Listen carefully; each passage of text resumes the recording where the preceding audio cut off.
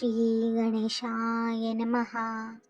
नारदुवाच प्रणम्य शिरसा देवं गौरीपुत्रं विनायकं भक्तावासं स्मरे नित्यम् आयुर्कामार्थसिद्धये।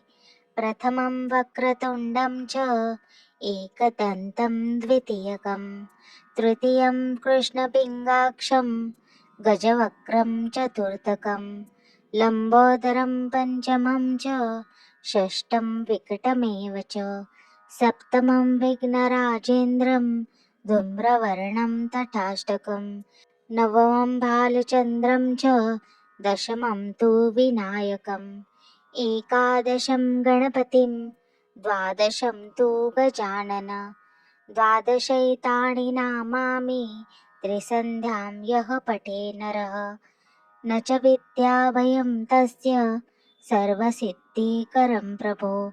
विद्यार्थी लभते विद्यां धनार्थी लभते धनं पुत्रार्थी लभते पुत्रान् मोक्षार्थी लभते गतिं।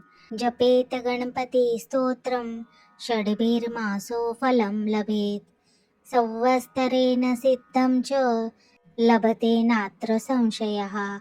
अष्टभ्यो ब्राह्मणेभ्यश्च लिखित्वा यः समर्पयेत् तस्य विद्या भवेत् सर्वा गणेशस्य प्रसादतः। इति श्रीनारदपुराणे सङ्कटनाशनं श्रीगणपतिस्तोत्रं सम्पूर्णम्।